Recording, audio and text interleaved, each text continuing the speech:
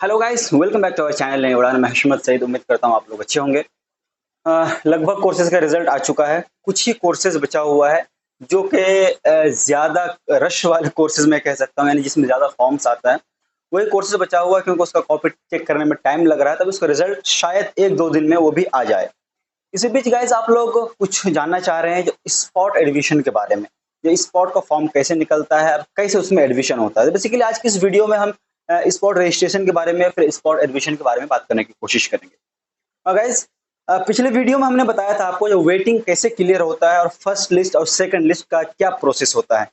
उसमें हमने बताया था आपको जो फर्स्ट लिस्ट में जो सिलेक्टेड कैंडिडेट है उसका एडमिशन कंप्लीट हो जाएगा, उसके 2 से 3 दिन के बाद सेकंड लिस्ट निकलेगा और सेकंड लिस्ट निकलने के बाद फिर उसमें क्या होगा, जो वेटिंग लिस्ट में है उसमें क्लियर होकर फिर सिलेक्टेड लिस्ट में आएगा। उसी तरीके से किसी किसी कोर्स में 6-7 तक जाता है लिस्ट, किसी में सेकंड या थर्ड में ही अटक जाता है क्योंकि सीट फुल हो जाता है। अब सवाल पैदा होता है तो जब सीट फुल हो रहा है और किसी किसी में 7 या 8 लिस्ट जा रहा है तो फिर स्पॉट का क्या सीन है गाइस। तो सबसे पहले हम आपको बता दें ये स्पॉट जो होता है ये सारे कोर्सेज में नहीं होता है। यानी कुछ ऐसे कोर्सेज होते हैं जिसमें या तो फॉर्म कम आता है या फिर सारे स्टूडेंट्स जो है उसमें एडमिशन नहीं लेता है। उसमें बेसिकली क्या होता है, स्पॉट के लिए निकलता है। स्पॉट के लिए कब निकलेगा उसकी अगर हम बात करें तो जैसे 6-7 लिस्ट निकला, यानी किसी में फर्स्ट सेकेंड थर्ड फोर्थ निकल गया। अब देख रहा है कि स्टूडेंट कम आ रहा है, ठीक है। तो उसके बाद यानी एक फाइनल प्रोसेस के बाद किसी किसी कोर्स अगर हम पिछले बार की बात करें लगभग 7 लिस्ट आया था। तो जब ये सारे लिस्ट आने के कंप्लीट हो जाएगा और बाकी जिसका वेटिंग है उसका क्लियर नहीं होगा, वेटिंग ही रह जाएगा, या फिर जिसका नाम नहीं आया है वो रह जाएगा, तब जाके निकलेगा स्पॉट का फॉर्म गाइस। तो स्पॉट में 2 चीजें हैं बेसिकली देखा जाए तो। सबसे पहले उसके लिए आपको रजिस्ट्रेशन करना पड़ेगा, फिर उसके लिए आपका सिलेक्टेड कैंडिडेट का लिस्ट आएगा। तो वो कैसे होता है, तो सबसे पहला जो फॉर्मूला है, जो बात मुझे एक्चुअली इसमें थोड़ा सा मैं कंफ्यूज हूं, तो दोनों पक्ष को मैं रखता हूं आपके सामने। जो पक्ष 1 है, जो पहला मतलब पॉइंट है इसका देखा जाए, फॉर एग्जाम्पल आपने अप्लाई किया था जामिया के लिए बीएससी केमिस्ट्री के लिए, ओके, और बीएससी केमिस्ट्री में अप्लाई किया था और आपका सिलेक्शन नहीं हुआ, चाहे थर्ड लिस्ट तक भी हो फोर्थ लिस्ट तक भी हो, सिलेक्टेड लिस्ट में नाम नहीं आया, आप मायूस हो गए। उसके बाद जो स्पॉट निकलेगा और स्पॉट में अगर सीट खाली होता है बीएससी केमिस्ट्री के लिए तो आप अप्लाई करेंगे। आपके साथ साथ 4-5 और भी है जिसका वेटिंग में है या फिर वेटिंग से बाहर है, वो भी अप्लाई करेगा इसमें, ठीक है। तो मान लीजिए 10 लोगों ने अप्लाई किया 2 सीट के लिए, केमिस्ट्री में 2 सीट है, ध्यान से समझिएगा, केमिस्ट्री में 2 सीट खाली है और इधर 10 लोगों ने स्पॉट के लिए रजिस्ट्रेशन किया है। अब 10 में से चूंकि एंट्रेंस होगा नहीं तो 10 में से 2 का चयन कैसे होगा, कैसे 2 को निकाल के सेलेक्ट करेगा।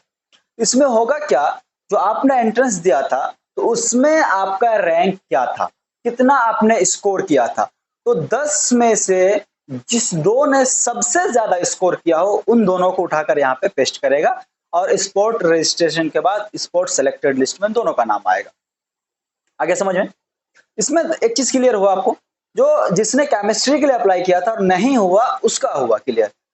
और एक दूसरा फॉर्मूला है, जो मान लीजिए आपने जामिया का BA honours mass media Hindi के लिए अप्लाई किया था और स्पोर्ट का जो लिस्ट निकला वो बीए ऑनर्स संस्कृत में निकला, फॉर एग्जांपल समझिएगा इसको, ठीक है।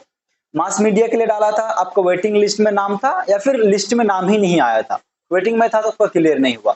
अब स्पोर्ट जो आया, स्पोर्ट में संस्कृत में 10 सीट खाली है, ठीक, और आपने संस्कृत के लिए फॉर्म अप्लाई नहीं किया था, ठीक, तो मास मीडिया वाले भी इसके लिए स्पॉट रजिस्ट्रेशन कर सकते हैं और उस वक्त कोर्स सेलेक्ट कर सकते हैं बीए ऑनर्स संस्कृत, ठीक।